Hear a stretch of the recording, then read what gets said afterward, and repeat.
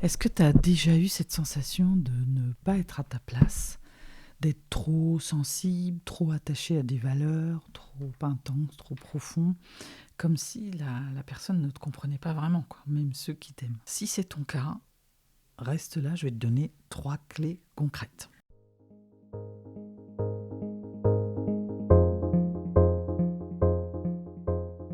C'est cette sensation de se sentir vraiment complètement seul. Ce matin, j'ai eu un échange dans ma famille sur un sujet un peu particulier, et puis on parlait des relations, des échanges qu'on peut avoir parfois concernant des membres de la famille. Bon, là, en l'occurrence, il s'agissait de ma mère, tout ça, et où où je disais que des fois, c'était pas toujours simple, et que ça venait chercher des besoins, et que j'étais en échange, en culpabilité, parfois même entre faire ce qu'il y a à faire, être présente, et en même temps prendre soin de moi, en fait, de mes besoins.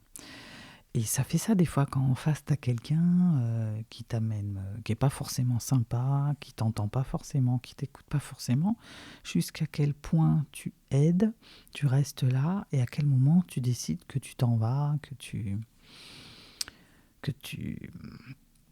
prends soin de toi, en fait. Et là, en face, j'avais quelque part, en fait, ça s'opposait avec la famille, c'est important, la famille, c'est sacré, donc tu fais des efforts.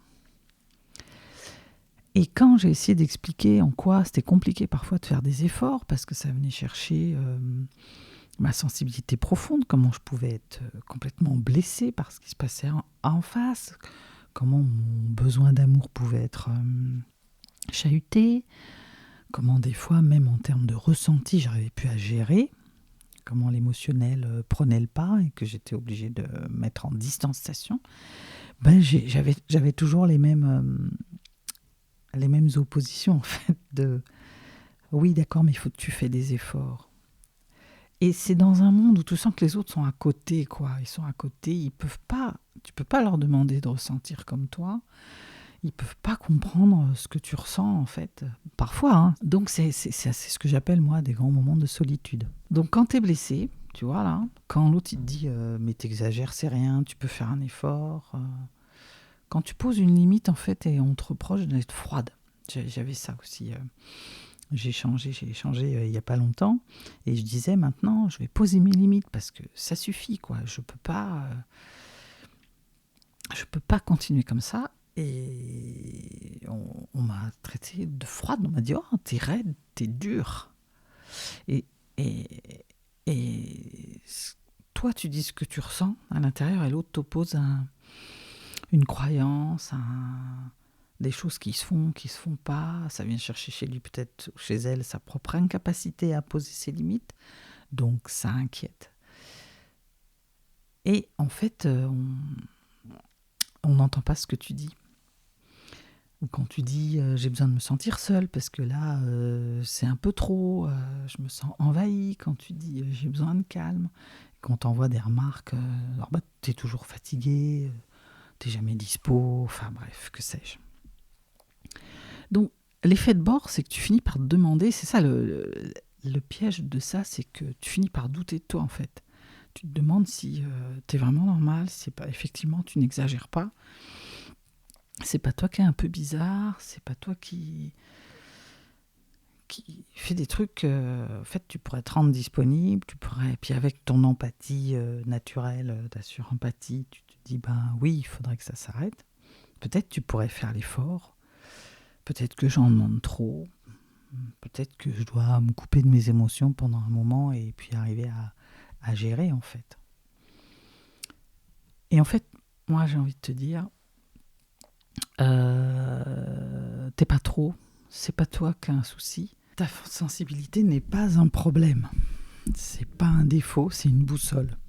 En fait, ça t'indique que tu ressens tout très fort parce que tu vis intensément déjà, tu as des émotions parce que tu aimes profondément et tu es blessé par l'injustice, tu as des valeurs profondes et en fait, tu tiens à des valeurs vraies.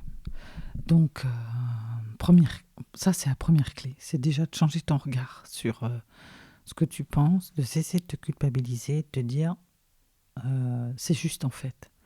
Ça vient m'indiquer quelque chose. Donc, c'est déjà de prendre une distance, de dire que même si l'autre ne comprend pas, ne pas commencer à te remettre en cause. Et de te dire, c'est juste normal, j'ai des valeurs profondes, Voilà, ça parle de moi en fait, je suis touchée parce que c'est moi. Voilà. Et que ce que tu peux faire, c'est, avec ça, vraiment te rappeler tes valeurs profondes, te rappeler ce qui est important pour toi.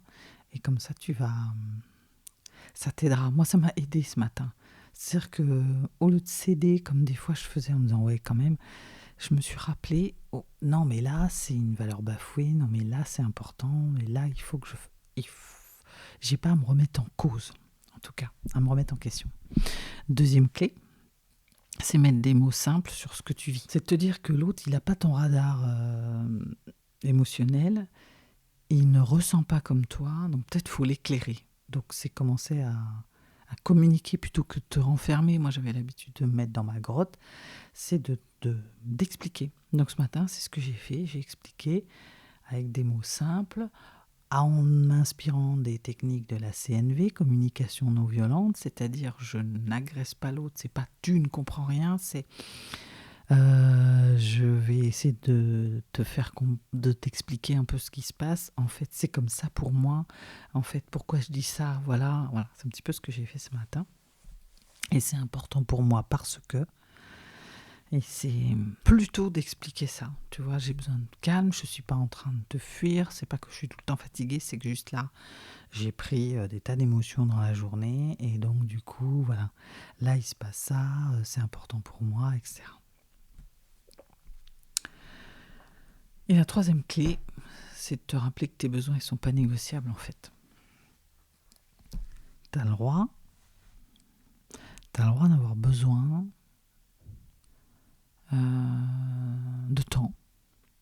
Tu as le droit d'avoir besoin de douceur. Tu as le droit de vouloir de l'amour, du respect. Moi, il s'agissait d'une histoire de respect, quelque chose qui avait été bafoué, puis qui venait chercher le rejet, l'injustice.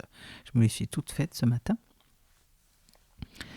Donc, c'est vraiment de savoir les exprimer, tes besoins. Non, je ne vais pas venir ce soir parce que j'ai besoin de repos. Là, tout à l'heure, je viens de décliner une invitation. J'ai dit, non, j'ai besoin d'aller marcher, j'ai besoin de me recaler, j'ai envie de faire une monodiète ce soir. Voilà, parce que j'ai bien mangé ce midi et que mon corps, ça a été compris en fait. Et l'avantage, c'est que même si ça n'est pas compris en face, parce que ce matin, ça n'a pas fait changer d'avis, mais moi, j'étais hyper calme. Et c'est ça aussi après qui permet de mettre du lâcher-prise, de la distanciation, de ne pas commencer à penser que ça y est, c'est la fin du monde parce que t'es pas comprise,